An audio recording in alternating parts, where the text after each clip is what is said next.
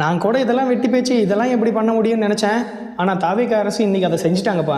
தமிழக சட்டப்பேரவை தேர்தலில் தாவேகா பெரும்பான்மையான இடங்களை பெற்று ஆட்சி அமைக்கிறதுக்கு முக்கியமான காரணம் முதல்வர் விஜய் அவர்களாக இருந்தாலும் கூடுதலாக அவர் தேர்தல் அறிக்கையில் சொன்ன சில வாக்குறுதிகள். அந்த வாக்குறுதிகளில் அன்னபூர்ணி சூப்பர் 6 அப்படின்னு சொல்லக்கூடிய வருடத்திற்கு 6 இலவச சிலிண்டர்கள் அப்படிங்கிற ஒரு திட்டமும் நான் என்னால் பார்க்க முடிஞ்சுது.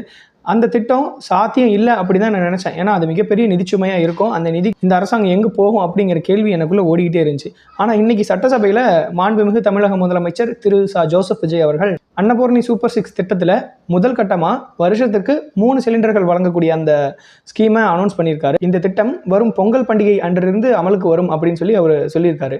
என்னதான் இது கொடுத்த வாக்குறுதியை நிறைவேற்றுறாங்க அப்படின்ற ஒரு ட்ரஸ்ட் ஃபேக்டர் அதிகப்படுத்தினாலும் இந்த காசுக்கு அவங்க எங்கே போவாங்க, எப்படி இந்த நிதிச்சுமையை அவங்க சமாளிக்க போகிறாங்க, இன்னும் மேலும் மேலும் திமுக அரசு மாதிரி கடன் தான் வாங்க போகிறாங்களா அப்படிங்கிற ஒரு பெரும் கேள்வியும் எழுது. ஆல்டர்னேட் சோர்சஸ், அதாவது ஏதாவது வருமானம் ஈட்டுவதற்கான மாற்று வழிமுறைகள் ஏதாவது கண்டுபிடிச்சிருக்காங்களா, அது போன்ற சில விளக்கங்கள் தமிழக அரசு சார்பில் கொடுத்தா நல்லாயிருக்கும்.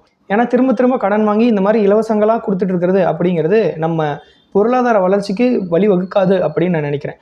கூடுதலாக பரந்தூர் விமான நிலையம் கைவிடப்படுகிறது அப்படின்னு ஒரு முதலமைச்சர் ஓப்பனாக டிக்ளேர் பண்ணியிருக்காரு. இது ரொம்ப ரொம்ப வரவேற்கத்தக்க ஒரு விஷயம். அது கூட அவர் சொன்ன இன்னொரு விஷயம் தான் ரொம்ப முக்கியம். நாங்கள் ஒன்றும் எக்கனாமிக் டெவலப்மெண்ட்டுக்கு எதிரானவர்கள் கிடையாதுன்னு நான் அன்னைக்கே பரந்தூரில் போய் சொல்லியிருந்தேன். இப்பவும் அதுதான் சொல்கிறேன். இப்போவும் பொருளாதார வளர்ச்சிக்கு நாங்கள் தடையானவர்கள் கிடையாது. ஏர்போர்ட்டு அமைக்கிறோம், ஆனால் பரந்தூரில் அமைக்கிறது இல்லை, வேறு ஏதாச்சும் ஒரு நல்ல இடமா, நீர்நிலைகள் இல்லாத இடமா பிடிச்சி ஒரு நல்ல ஏர்போர்ட் அமைக்கிறோம், பொருளாதாரத்தை பெருக்கிறோம் அப்படிங்கிற மாதிரியான ஒரு நிலைப்பாடு தாவேகா அரசு எடுத்திருக்கு. விச் இஸ் வரவேற்க தகுந்த விஷயம். இந்த மாதிரி இன்னைக்கு ஒரே நல்ல வரவேற்க தகுந்த ஒரு விஷயமும் ஒரு கேள்விக்குறியான ஒரு விஷயமும் நம்ம தமிழக சட்டமன்றத்தில் நடந்துட்டு இருக்கு. ரொம்ப இன்ட்ரெஸ்டிங்காக போயிட்டு இருக்கு நம்ம சட்டமன்றம்லாம். பார்க்காதவங்கலாம் கண்டிப்பாக பாருங்கள்.